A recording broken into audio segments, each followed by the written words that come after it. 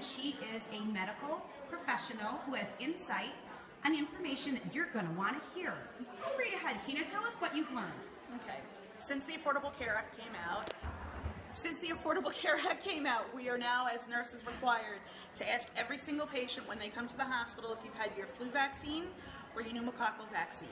If you say no to either one of those, in the computer an order will generate that says we need to give you this vaccine. We don't need to speak to a doctor. It's hospital policy. It's now health department policy that we now have to give you the vaccine. Even if you came to the hospital with a stub toe, you will be offered both vaccines if you meet requirements, which just about everybody meets requirements for flu vaccine. And most people over the age of 65 will meet the pneumococcal vaccine. Even if you come to the hospital with a stub toe, you are going to be given this vaccine. You have the right to say no. If you say no, they just check it off as refused. This was never like this years ago. This is a new thing. And tell me what we were discussing before about surgery and your admission that you hadn't had these recent vaccines. Tell me about this protocol, because I don't think that people, in fact I know that there are many people that are not aware of this. When you go to the hospital, if you need surgery, you need a knee replacement surgery, first they're going to ask you if you've had the vaccines. You're going to say no. Mm-hmm. Then they're going to say, well, you need to sign this consent. If you're going to have surgery, you need to sign a consent.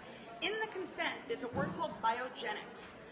If you sign the consent saying, I consent for you to give me Biogenix, that basically means that they can give you anything that they deem necessary, including vaccines.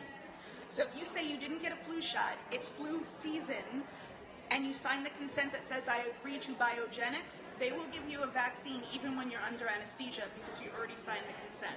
So you might not even know you received the vaccine. Correct. Is that correct? Unless you go and get your medical records, you will not know that you got a flu vaccine.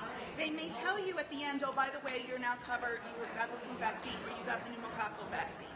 But 2 people now have reported to me last week saying that they got the vaccine, they did not want the vaccine. They didn't know that word Biogenix meant that they're going to get a vaccine because vaccine falls under the title of Biogenix. It's new terminology that I myself just realized. Mm-hmm. So this is profound. So how can people, with your insight, protect themselves from being vaccinated against their wishes? You can, when you sign consent for surgery, you can specifically say, no vaccines, I don't want this.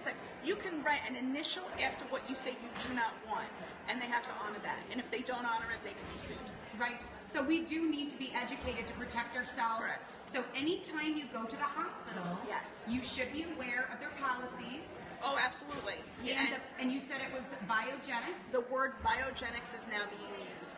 In the past, it used to be a consent that basically said we could give you blood products if we feel you need it. We could give you, other medications if we feel you need it. But now with the word Biogenix, it's now including vaccines. Profound. Thank you so much for sharing your truth with us, because this is information that's absolutely going to be saving lives and making a big difference. Thank you so much. No problem.